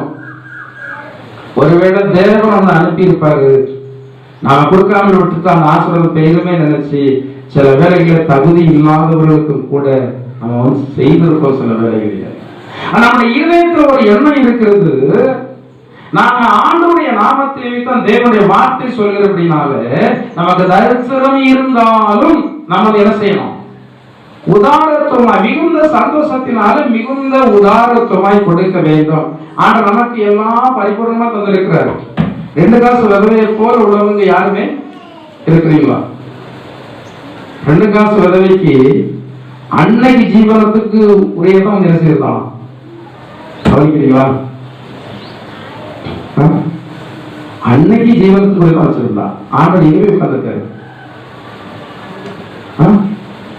அவருக்கு அந்த வேலை காணிக்குடி பக்கத்துல. இப்ப நான் வந்து அப்படி பார்க்கறேன்னு வைக்குமா, கவனமா அவங்க காணிக்க யார் என்ன எவ்வளவு போடுறதா நான் பார்க்கறேன் வைக்குமா, நான் உங்களை மாட்டணும் நீங்க எங்களை மாட்டணுவீங்க, அதான் வந்து இயல்பு. இது முன்னாடி இப்ப பார்க்க முடியாது. இப்ப யார் எவ்வளவு போடுறாங்கன்னா பார்த்துட்டு இருக்காரு. அவர் அதான் பார்த்துருங்க, யார் எவ்வளவு போடுறாங்க கரெக்டா பார்த்து தான் அவர் சொல்றாரு. அநேக ஐஸ்வர்யவான்கள் போட்டார்கள். அப்ப ஐஸ்வர்யங்கள் போட்டதெல்லாம் அவர் பார்த்திருக்கிறார். இந்த ஏழை விதவை அவள் போடுகிறதே வந்து என்ன செய்ய கவனமா பார்க்க போய் தான் 2 காசு கரெக்டா தெரியுது. சாதாரண பார்த்துருந்தா தெரிஞ்சிருக்காரு. பக்கத்துல போய் ரொம்ப கவனமா பார்த்திருக்காரு.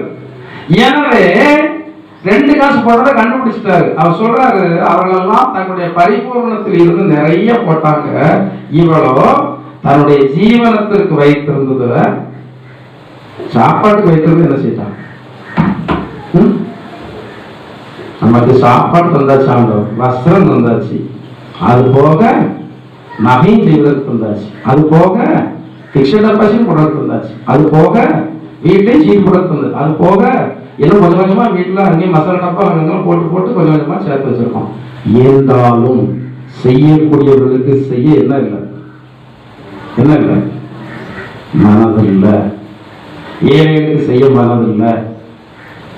தேவனுக்கு என்ன செய்வதற்கு என்ன இல்லை மனம். ஆண்டவருக்கு கொடுக்கிறது சிலர்லாம் நான் சிலர் நினைப்பேன், ஏன் தான் இவங்கெல்லாம் கொடுக்குறாங்களோ, ஆண்டவங்க எப்படி நடத்துறாங்க, ஏன் தான் கொடுக்குறாங்க நினைக்க காரணம் என்னவென்றால் கொடுக்கிறத விட மனசு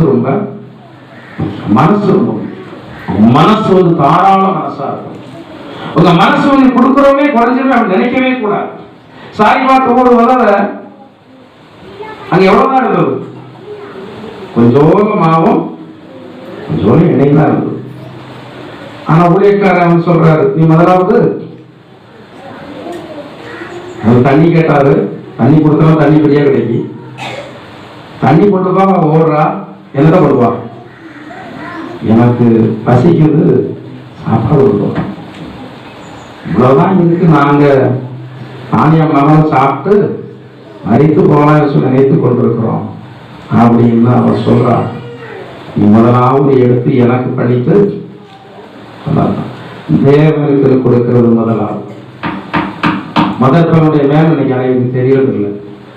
மதத்துல ஆண்டவருக்கு என்னதான் இருந்தாலும் அது யாருக்கு தான், ஆண்டவருக்கு. பலன்கள்ல முதற் பலன் யாரு சொல்லுவாங்க, அந்த காலத்துல சொல்லுவாங்க,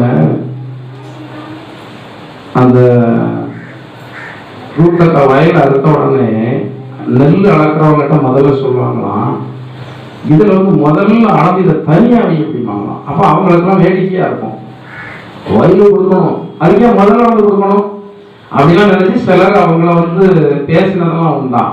நீ பேசினாலும் சரி ஏசினாலும் சரி முதல்ல நீ அளந்து தனியா வைத்து விட்டு தான் அடுத்தாற் போல நீ மற்ற மூட்டைகளை நிரப்ப வேண்டும் என்று சொல்லி இன்னைக்கு இல்ல, அவர் அன்னைக்கு கஷ்டப்பட்டு கொண்டிருக்கிறதான வேலையிலேயே அப்படி செய்யறாங்க. சில புண்ணியங்கள் வந்து சில குடும்பத்துல ரொம்ப அதிகமா இருக்கும். அவங்கெல்லாம் இப்படியெல்லாம் செய்த புண்ணியங்கள் தான். அது மாதிரி இன்னைக்கு நல்லா வந்து ஃபேன்லாம் உட்கார்ந்து இருக்கோம். கரண்ட் எடுத்து வந்தது யாருதான், அவங்க பையன் ராஜேந்திரன் மனம் திரும்பாத காலத்துல அவங்க சொல்லி அனுப்புவாங்களாம், எப்பா நீ உண்டியில கொஞ்சம் கொஞ்சமா போட்டு நீ எடுத்து வச்சு கோயிலுக்கு கொண்டு வாப்பா, ஆண்டு என்ன செய்வார், ஆசீர்வதிப்பார். அப்படியே சாட்சி, பெரிய சாட்சி.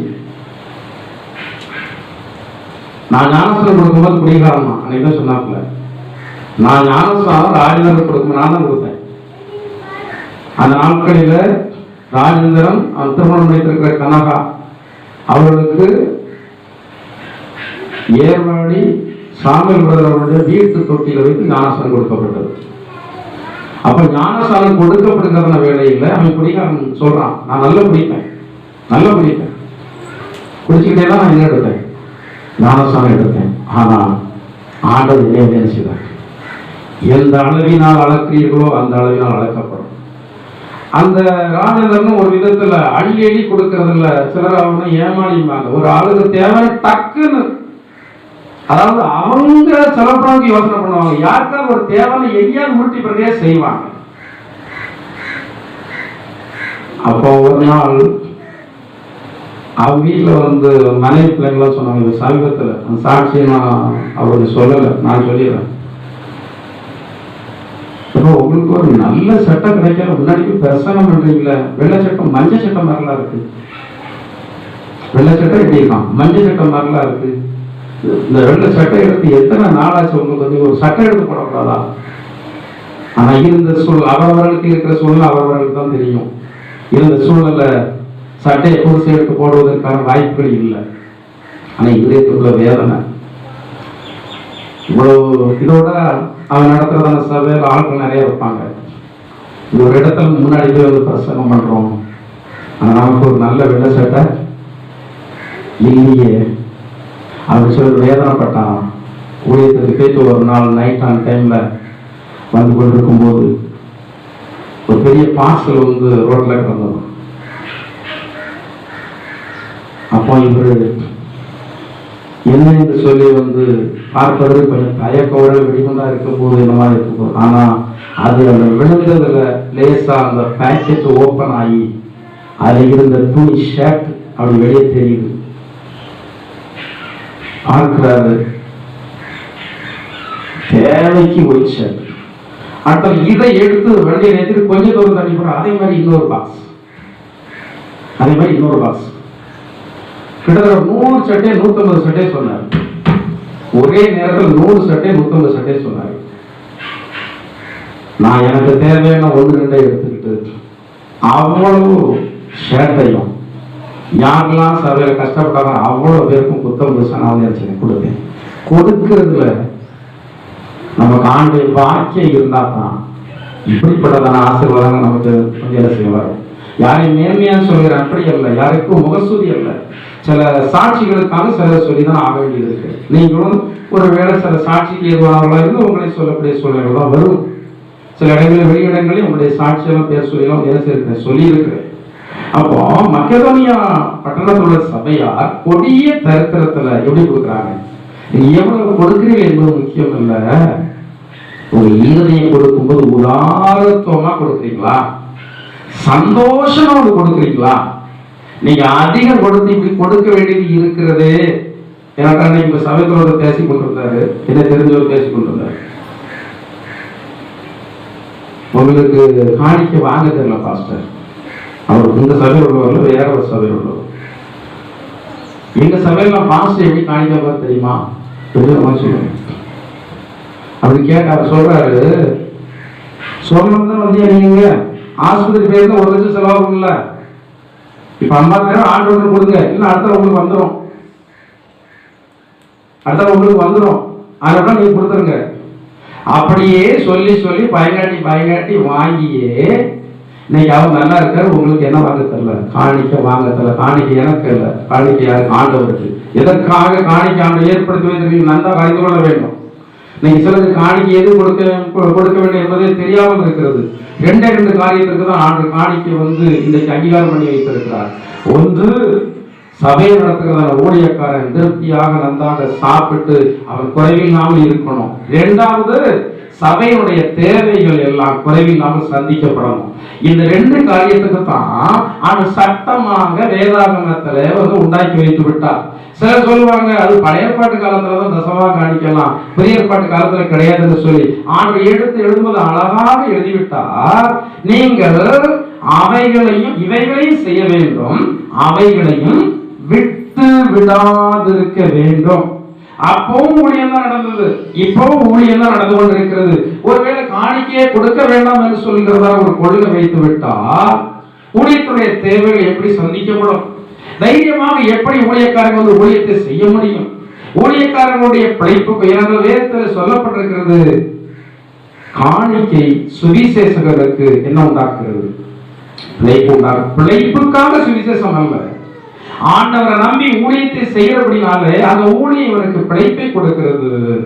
அதற்கு அடுத்தபடியாக வர்ற காணிக்கையினாலே ஊழியனுடைய தேவைகள் எல்லாம் என்ன செய்யப்படுகிறது? பணம் இல்லாம ஊழியத்தில் தேவைகள் சந்திக்கப்பட முடியுமா? அடுத்த பிபிஎஸ் நடத்தணும், என்ன ஆகும்? செலவாகும். நைட் பிரேயர் நடத்துறோம், என்ன ஆகும்?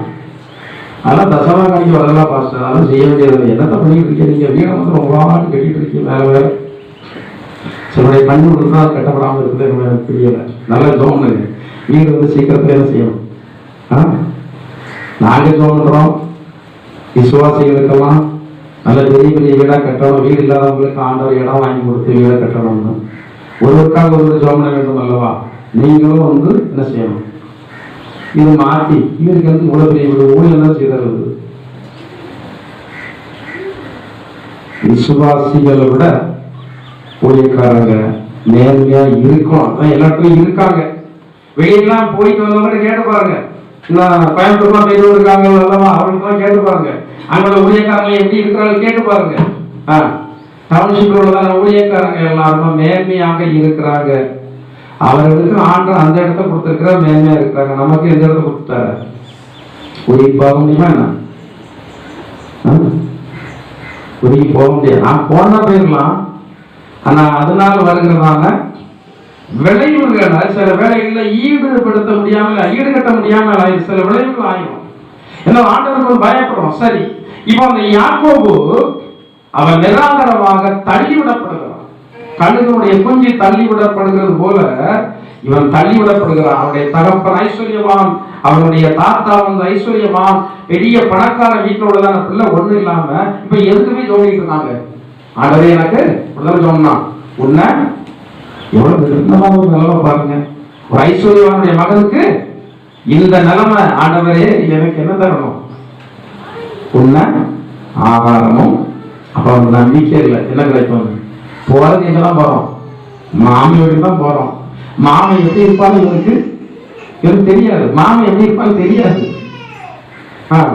அம்மாவோட கூட பிறந்தவங்க எப்படி இருப்பான்னு இவருக்கு தெரியாது. கருப்பா, சிவப்பா, வளர்த்தியா, கட்டையா, ஆள் அன்பானவனா இல்லைன்னா ரொம்ப கோபக்காரனா, எதுவுமே இவனுக்கு தெரியாது. எனவே இவனுக்கு இப்போ தேவை உன்னை உணவு கொடுக்க. இந்த ரெண்டும் இருந்துச்சுன்னா நீங்க ஏழைகள் இல்லை. சொல்றாங்க ஏழைகள் இல்லை. நீங்க வந்து நடுத்தர வர்க்கத்தினர் தான்.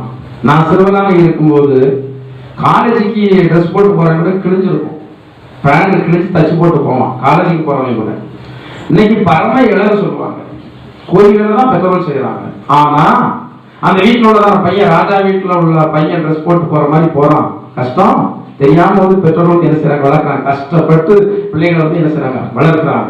இந்த யாக்கோபு அந்த நேரத்துல சாப்பாட்டுக்கு வஸ்திரத்துக்கு கிடைக்குமா என்பதான ஒரு அவநம்பிக்கையில அவன் ஆண்டவரிடத்துல ஜெபம்றான். நிராதரவாக போனான். இவன் எதற்காக இந்த கழுகு கொஞ்சம் தள்ளுனது போல தள்ளுனார் என்றால் இரண்டு பரிவாரங்களை உடையவனாக மாற்றும்படியாக. இந்த யாக்கோபுடைய சரித்திரம் நமக்கு தெரியாதவர்கள் அல்ல. இவன் தன்னுடைய சகோதரனுடைய சேஷ்ட புத்திர பாகத்தை வஞ்சித்து எடுத்தான். முதலாவது இவன் எடுத்து பழகினவன். ஆரம்பம் முதலே இவன் தன்னுடைய தாய் வீட்டில் இருக்கும்போது எடுத்து பழகினவன். இப்போது அவன் திரும்ப வரும்போது அவன் கொடுக்கிறவனாக வந்து மாறுகிறான். இதை நீங்கள் ஆதியாகமத்துடைய புத்தகத்துல நீங்கள் வந்து 32 14 17 33 8 11 இதை நீங்கள் வாசித்து பார்த்தால் ஒரு காலத்துல சகோதரனுடைய சேஷ்ட புத்திர பாகத்தை வஞ்சித்து எடுத்தவன் இப்ப அவனுடைய சகோதரனாகிய ஏசாவுக்கு இவன் என்ன செய்யறான்? கொடுக்கிறான். அது கொஞ்சம் லஞ்சம் இல்ல, நிறைய வந்து ஆடு மாடெல்லாம் கொடுத்தான் என்று சொல்லப்படுறது. ஏதோ கடமைக்காக கொடுக்கவில்லை, மனம் உவந்து கொடுக்கிறவனாக யாக்கோபு மாறினான். அடுத்தபடியாக யோசேப்புடைய கூடு கலைக்கப்பட்டதுதான். யோசேப்புடைய சரித்திரம் நமக்கு தெரியாதது அல்ல. இந்த யோசேப்புடைய தகப்பனா இவனை ரொம்ப நேசித்தாரு. அவருக்கு பல வண்ணமான அங்கேயே செய்து வைத்திருந்தார். இவன் இந்த வீட்டில் உள்ள எல்லா சகோதரர்களை விட மேன்மையாக வெயிலடிப்படாதவனாக வீட்டுல நல்ல அழகாக தகப்பனாரோடு கூட உட்கார்ந்து இருக்கிறான். இவனையும் ஆண்டவர் ஒரு நிராதரவாக தள்ளினது போல இஸ்ரவேலர்களிடத்துல 20 வெள்ளி காசுக்கு விற்கப்படுகிற சூழ்நிலையை யார் அனுமதித்தார்? ஆண்டவர் அனுமதித்தார். இவன் இந்த காரியத்தை ஏற்றுக்கொண்டபடினாலே சுமார் எத்தனை வருடத்திற்கு பிறகு யோசேப்பு எத்தனை வருடத்திற்கு பிறகு ஆசீர்வதிக்கப்பட்டான், அந்த தேசத்திற்கு உயர்த்தப்படுகிறான்? எத்தனை? 17 வயதுல இருந்து எத்தனாவது வயதுல? 13 வருஷம். 17வது வயதுல போனவன் 30 வயது வரைக்கும் கஷ்டம் கஷ்டம் கஷ்டம், தனிமை தனிமை தனிமை. சொந்தக்காரங்க யாருமே இல்லை, உறவுகள் யாருமே இல்லை. இப்ப நம்ம எல்லாம் யார் மத்தியில் இருக்கிறோம்? உறவுகள் மத்தியில் இருக்கிறீங்க. உறவுகள் மத்தியில் இருக்கும்போது உறவுகளுடைய மேன்மை உங்களுக்கு என்ன செய்யறது இல்லை, சரிதா? உறவுடைய மேன்மை என்னன்னு இந்த வடநாட்டுல இருந்து ஹிந்திக்காரங்க வந்து வேலை செய்யறது அவங்க கேட்பாங்க, தெரியும். பரிதாபமா இருக்கும். சின்ன பையங்களா இருக்காங்க, 15 வயசு 16 வயசு, பால் மனம் மாறாதுன்னு சொல்லுவாங்க. வந்து மாடு உழைச்ச மாதிரி உழைக்கிறாங்க. எவனாவது அடிச்சாலும் பட்டுக்கு தான் போகணும். ஏன்னா அவங்களுக்கு சொந்த ஊரு உறவுகள் கிடையாது, அன்பு பாராட்ட யாருமே கிடையாது. மாடு மாதிரி நாயா உழைக்கிறான், சம்பளம் குறைவாகத்தான் கொடுக்கப்படுகிறது. அவங்க அப்படிப்பட்டதான் நிலைமை இருக்கிறாங்க. ஆனா ஆண்டவர் நம்ம யார் மத்தியில் வச்சிருக்கிறாரு? உறவு என்பது ஒரு மேன்மை தான். கூட பிறந்த சகோதரர்கள் சகோதரிகள் அண்டை வீட்டாருடைய உறவு இவைகளெல்லாம் இருப்பது நமக்கு ரொம்ப மேன்மை தான். ஆனா அந்த உறவை நம்ம எப்படி நினைக்கிறது இல்லை. ஜப்பான்ல ஒரு குறிப்பிட்ட இடத்துல உள்ளவங்க கிட்டத்தட்ட 120 வயசு வரைக்கும் உயிர் வாழ்றாங்க. கிட்டத்தட்ட உலகத்திலே அதிகமான வயதுல இருக்கிறவங்க அங்கதான் இருக்கிறாங்க. பெரும்பாலானவங்க 100 வயதுக்கு மேல வாழ்றாங்க அந்த நாட்டுல. பெரும்பாலானவங்க 100 வயதுக்கு மேல. அது ஒரு சில காரணங்கள் இருந்தாலும் அது முக்கியமான ஒரு காரணம். ஒரு புத்தகம் வந்து எனக்கு ஒரு டாக்டர் மூலமாக கொடுக்கப்பட்டு நான் வாசித்தேன். அது ஒரு காரணம், ஒரு முக்கியமான காரணம் எதை சொல்லியிருக்கிறது என்றால், உறவுகளை ரொம்ப மதிப்பாங்க. அவங்க உறவுகளிடத்துல சண்டையிட மாட்டாங்க. இவங்க உறவினர்கள் வீட்டுக்கு போவாங்க, அவங்க இவர்கள் வீட்டுக்கு வருவாங்க. அவங்க ஒரு சமூக அமைப்புல வந்து இருக்காங்க. அதாவது இந்த உறவுகள் ஒரு சமூக அமைப்புல இருக்காங்க. அடுத்தாற் போல அவர்களுக்கு ஏதாயிலும் அந்த அமைப்புல இருக்கிறவர்களுக்கு ஒரு குறை வந்தா இவங்க பேங்க் எல்லாம் போக வேண்டிய அவசியம் இல்லை. இவர்கள் மற்றவர்களெல்லாம் சேர்ந்தே பணத்தை போட்டு வந்து கொடுக்கிறாங்க. இதுல அவர்களுக்கு ஒரு பெரிய மன நிறைவு. இந்த மன நிறைவே அவர்கள் அதிக ஆண்டுகள் என்ன செய்ய வைக்கும்? மனுஷனோட ஆயுளை குறைக்கிறது உங்களுடைய சரீரத்தில் இருக்கிறதான கெமிக்கல் மாற்றத்தினாலதான். நல்ல சுபாவங்கள் உங்களுக்கு சுலபம் கொடுக்கும், ஆயுள் நாட்களை கூட்டும். இது நானா என்று சொல்லி நினைக்காதங்க. ஆராய்ச்சி சொல்றாங்க உலகத்துல. அதாவது மனிதனை ஆராய்ச்சி பண்ணுறதான மருத்துவர்கள் உளவியல் நிபுணர்கள் எல்லாம் வந்து சொல்றதான காரியம் தான். நல்ல சுபாவங்கள் இருந்தா அவர்களுக்கு நல்ல கெமிக்கல் சுரக்கும். இந்த நல்ல கெமிக்கல் சுரக்கும் போது நல்ல சுகபலன் ஆரோக்கியம் உண்டாகும். நல்ல கெமிக்கல் சுரக்கும் போது ஆயுள் நாட்கள் கூடும். கெட்ட சுபாவங்கள் உங்களுக்கு வெளிப்படுமானால் சரியில்லாத வேதியியல் மாற்றங்கள் உங்களுக்குள்ள நிகழும். கிட்னியில பிரச்சனை வரும், கணையத்துல பிரச்சனை வரும், பித்தப்பையில ஒரு பிரச்சனை வரும், ஹார்ட்ல ஒரு பிரச்சனை வரும், பிரெயின்ல ஒரு பிரச்சனை வரும்.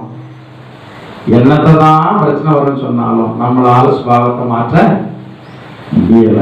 அதுக்குதான் ஆண்டவர் சொல்றாரு, நீங்க உங்களை யார்கிட்ட ஒப்பு கொடுங்க, என்னிடத்துல ஒப்பு கொடுங்க. அப்ப யோசேப்பு அந்த 30வது வயதில் அதிபதியாக மாற்றும்படியாகத்தான் அவன் நிராதரவாக விடப்பட்டிருக்கிறான். அடுத்தாற் போல ஒரு பெண்ணனுடைய சரித்திரத்தை பற்றி சொல்லப்பட்டிருக்கிறது. ரூத் என்று சொல்கிறதான பெண். பைபிள்ல ஆகமங்களுக்கு நிறைய தலைப்பு இருக்கு. ஆதியாகமும் யாத்திரையாகமும். பெண்கள் பெயரால எழுதப்பட்ட ஆகமம் 2 தான். பெண்கள் பெயரால், பெண்கள் தலைப்பு அந்த ஆகமத்துக்கு கொடுக்கப்பட்டிருக்கும். இது இந்த 2 பேர் தான் பெண்கள் தலைப்புல வந்து எழுதப்பட்டிருக்கிறது. அப்ப அவங்களுக்கு எவ்வளவு மேன்மையை ஆண்டு கொடுத்திருக்கிறான்னு பாருங்களா. பைபிள்ல இந்த உலகம் இருக்கிற நாட்கள் வரைக்கும் இது இருக்கும், இதுக்கு பிறகும் வந்து இருக்கும். இதெல்லாம் அங்க மறுமையிலே நினைவுறப்படும் இதுல எழுதியிருக்கிறதெல்லாம். அப்ப இது வந்து ரூத் என்னதான் பேர்ல எழுத. ரூத் யாரு? ரூத் யார் தெரியுமா? சபிக்கப்பட்ட சந்ததி. உலகம் 23:3 நீங்க வாசி பார்த்தா தெரியும். மாவனுடைய பிள்ளைகள் 10வது சந்ததியில் கூட தேவனுடைய சபைக்கு உட்படலாகாதுன்னு எழுதப்பட்டிருக்கிறது. பைபிள் எழுதப்பட்டிருக்கிறது. 10வது தலைமுறையானவன் கூட சபைக்கு உட்பிரவேசிக்கக்கூடாது. அப்படிப்பட்ட சபிக்கப்பட்ட சந்ததியில பிறந்தவன் யாரு? ரூத். ஆனா இன்னைக்கு ஒரு மேன்மையான ஸ்திரியாக மாற்றப்பட்டு விட்டார். இந்த ஓர்பாலோடு இந்த ரூத்தோடு உள்ளது இன்னொரு பேர் என்னது? ஓர்பால். ஓர்பாலுக்கு வந்து அக்கா தங்கச்சி மக்களும் கிளியோ. ரூத்தனுடைய கணவன் மகளும், ஓர்பாலுடைய கணவன் கிளியோ. இப்போது இந்த மோவாப் தேசத்துல உள்ளதான ரூத்து அந்த மோவாப் தேசத்தை விட்டு வெளியே வரக்கூடிய ஒரு சூழ்நிலை உருவாகுது. நமக்கு தெரிஞ்ச சம்பவம் தான் அது. இதை பார்த்தீங்கன்னா இந்த ஓர்பான ரூத்தும் இந்த நகமியோட கூட புறப்படுத்தாங்க. எங்க வருவதற்கு? பெத்லகேம் வருவதற்கு புறப்படுத்தாங்க. அதை பாருங்க, 2 பேரும் அழுறா. 2 பேர் அழுறா. நீங்க வீட்டுல போய் வாசு பாருங்க சரித்திரத்தை. ஓர்பா அழுறா, ரூத் அழுறா. ஓர்பா அழுத அழுவ கள்ளக்கண்ணீர். கள்ளக்கண்ணீர். இந்த ரூத் அழுத அழுக 2 பேருமே அழுறா. நாங்க வருவோம், உங்களோட வருவோம் அப்படின்லாம் சொன்னா 2 பேருமே சொன்னாங்க. ஆனா கடைசியில் நகமி சொன்னா, நீங்க இங்க வந்தீங்கன்னா எனக்கு ஒரு பிள்ளை பெற்று அவர்கள் பெரியவராகி உங்களுக்கு திருமணம் முடிச்சு வைக்க முடியாது. எனவே நீங்க உங்க நாட்டிலே இருந்து நீங்க உங்களுக்கு ஆண்டை நியமிக்கிறதா ஒரு மாப்பிள்ளையை கட்டிக்கிட்டு அங்கே இருந்து விட முடியுமா? இருங்க, ஆண்டு உங்களுக்கு உதவி செய்வார்னு சொன்ன மாத்திரத்துல இந்த கள்ளக்கண்ணீர் திட்டம் ஆகிவிட்டது. ஓர்பா அவ்வளவு நேரமும் எங்க நகமையை விட்டு நாங்க பிரிய முடியாது, எங்க மாமியை விட்டு பிரிய முடியாது 2 பேரும் அழுதுட்டு இருந்தவா ஒருத்தி பிரிஞ்சு ரிட்டர்ன் வந்து என்ன செய்தா? ஒருத்தி ரிட்டர்ன் போயிட்டா. இந்த ரூத் மட்டும் அவ சொல்றா, நான் உன்னை விடவே மாட்டேன். ரூத்தை குறித்து போவா சொல்ற ஒரு முக்கியமான சாட்சி. இந்த ரூத்தோடைய மேன்மைக்கு காரணம் சமயம் இல்லை, எனவே நான் வசனத்தை எடுத்து சொல்வதற்கு முடியல. போவா சொன்னதான ஒரு சாட்சி இஸ்ரவேலின் செட்டைகளின் கீழே, இஸ்ரவேலின் தேவனுடைய செட்டைகளின் அடைக்கலமாய் நீ வந்தபடினால் நிறைவான பலன் உனக்கு கிடைக்கும். இந்த ரூத் ஆசீர்வதிக்கப்படுவதற்கான காரணம் என்னவென்றால், யாருடைய தெய்வத்தை ஏற்றுக்கொண்டார்? இந்த நகோமி தேடினதான அந்த தெய்வத்தை ஏற்றுக்கொண்டார். நீங்க தேடுகிறதான உண்மை தெய்வத்தை உங்களுடைய குடும்பம் தேட நீங்க நினைக்கணும். தேடனா அவங்க எப்படி இருப்பாங்க? நல்லா இருப்பாங்க, நல்லா இருக்க மாட்டாங்களா? சாட்சியே இல்லையா? உங்களுக்கு எவ்வளவு சாட்சி இருக்கிறது? எப்படி இருந்தவங்க அட்ரஸே இல்லாம போயிருப்பீங்க, வீரபுரியுமே இல்லாம போயிருப்பீங்க, செதை போயிருப்பீங்க ஒண்ணும் இல்லாம. இன்னைக்கு நீங்க ஒரு குறிப்பிடத்தக்க விதத்துல உங்களுடைய உறவுகளால் மதிக்கப்படுங்க என்றால் அந்த ஆண்டவர் இயேசு உங்களுக்கு செய்தான உதவி. அது ஒரு மாபெரும் சாட்சி அல்லவா? அந்த சாட்சி நீங்க எத்தனை பேர் இடத்துல சொன்னீங்க? அந்த சாட்சி எத்தனை பேர் அசைத்தது? அந்த சாட்சினால் எத்தனை பேர் கர்த்தரை வந்தாங்க? எதற்காக உங்களை அந்த அனுபவத்தின் வழியாக நடத்துகிறார்? உங்களை போல பாதிக்கப்பட்டிருக்கிற ஜனங்களுக்கு நீங்கள் ஆண்டவர் உங்களுக்கு செய்த காரியத்தை சொல்லணும். சொல்லி அவர்களுக்கு ஆண்டுடைய அன்பையும் வல்லமையும் நீங்கள் சொல்லுகிறதான ஒரு சாட்சியாக இருந்தால் இதை விட கர்த்தர் உங்களை மகா மேன்மையாக நடத்துவார். சமயம் இடமளிக்கவில்லை, நான் இதோடு விட்டு விடுகிறேன். இந்த ரூத்திலான மனுஷி மோவாப் தேசத்தை சேர்ந்தான பெண்ணாக இருந்தாலும் அவள் தன்னுடைய இன ஜன குலங்கள் எல்லாவற்றையும் விட்டு இஸ்ரவேலின் தேவனாகிய கர்த்தருடைய செட்டைகளில் அடைக்கலமாக வந்தபடினாலே ஐஸ்வர்யவனாகிய போவாஸ் என்றதான ஒரு கணவனை கொடுத்து அவருடைய குடும்பம் தலைத்தோங்க கர்த்தர் உதவி செய்தார். நம்முடைய வாழ்க்கையும் கர்த்தர் இப்படிப்பட்டதான அனுபவங்களை தரும்படியாகவே அநேக வேலைகளிலே தாய் கழுகு குஞ்சை அந்தரத்துல பறக்க விட்டது போல நம்மை கர்த்தர் சில வேளையில் அப்படிப்பட்ட அனுபவங்களுக்கு நேராக வழி நடத்துகிற விசுவாசத்தோடு கூட நாம் ஜீவிப்போம். கர்த்தருக்கு ஒப்பு கொடுப்போம். கர்த்தர் தாமே நம்மை ஆசீர்வதிப்பார். ஹல்லேலூயா. கர்த்தாவே நன்றியோடு ஸ்தோத்திரிக்கிறோம். ஹல்லேலூயா. நன்றியோடு ஸ்தோத்திரிக்கிறோம். கர்த்தரிடத்தில் ஆண்டவரே என்னுடைய வாழ்க்கையில் அனுமதிக்கிறதான எல்லா காரியங்களும் உம்மை போல் மாற்றுவதற்காகத்தான் நீங்கள் அனுமதிக்கிறீங்க. ஆண்டவரே நாங்கள் உம்மை போல் மாறு எங்களை பலமுள்ளவராக மாற்றுங்க. எங்களுக்கு ஜாக்கிரதையை தாருங்க ஆண்டவரே. முக்கியமான வேளையில் நாங்கள் உம்மை விட்டு தூரம் போகிறோம் ஆண்டவரே. கர்த்தர் அந்த எண்ணங்களை எல்லாம் எங்களை விட்டு மாற்றி போட்டு நாங்கள் இன்னும் உம்மோடு ஐக்கியம் கொள்ள எங்களுக்கு உதவி செய்ய இதற்கான வல்லமையால் நிரப்புங்க, கிருபையால் நிரப்புங்க என்று சொல்லி ஆண்டவரத்தில் ஒப்புக் கொடுத்து ஜெபம் செய்வோம். ஹல்லேலூயா, ஹல்லேலூயா, ஹல்லேலூயா. கர்த்தாவே நன்றியோடு சோதரிக்கிறோம். எங்கள் அன்பின் பரலோக பிதாவே, நல்ல இயேசுவே, இந்த வாரத்தில் நாங்கள் உம்முடைய திருப்பாதத்திலே கடந்து வந்து உம்முடைய நாமத்தை பாட, துதிக்க, மகிமைப்படுத்த எங்களுக்கு கிருபை செய்து இதற்காக நாங்கள் நன்றியோடு சோதரிக்கிறோம் ஆண்டவரே. எங்களை மீண்டுமாக ஆசீர்வதித்தீரே, உம்மை நாங்கள் நன்றியோடு சோதரிக்கிறோம் ஆண்டவரே. கழுகு தன் கூட்டை கலைத்து தன்னுடைய செட்டையின் மீது கர்த்தாவே சுமந்து கொண்டு சென்று தன்னை போல் மாற்றும்படியாக பிரயாசப்பட்டது போல என் தேவனே, உம்மை போல் எங்களை மாற்றும்படியாக நீங்கள் எத்தனையோ நேரங்களிலே இப்படிப்பட்ட சூழ்நிலைகளெல்லாம் எங்களுக்கு அனுமதித்திருக்கிறீங்க ஆண்டவரே. இதெல்லாம் நாங்கள் அறிந்திருக்கிறோம். இன்னும் நாங்கள் வரப்போகிறதான நாட்களிலே நாங்கள் உண்மை போல் மாறும்படியாக நீங்கள் அனுமதிக்கிறதான காரியங்கள் எல்லாவற்றிலும் நாங்கள் உங்களுடைய அன்பையும் உங்களுடைய வல்லமையும் உணர்ந்து நாங்கள் செயல்படத்தக்கதாக ஒவ்வொருவரையும் கர்த்தர் பலப்படுத்துவீராக. வந்திருக்கிற எல்லாரையும் ஆசீர்வதிக்க, வராத ஜனங்கள் வரநாட்கள் அழைத்து வாருங்க. இந்த வாரம் எங்களுக்கு ஆசீர்வதிக்கப்பட்ட வாரமாக காணப்படட்டும். கொடிய வியாதிகளுக்கு எங்கள் எல்லாரும் விலைக்கு காத்துக் கொள்ளுங்க. சத்துடைய கனிகளுக்கெல்லாம் எங்களை விலைக்கு காத்துக் கொள்ளுங்க. தீமை செய்யும் மனிதனுடைய தீமை யோசனைகள் எல்லாவற்றுக்கு எங்களை விலைக்கு காத்துக் கொள்ளுங்க ஆண்டவரே.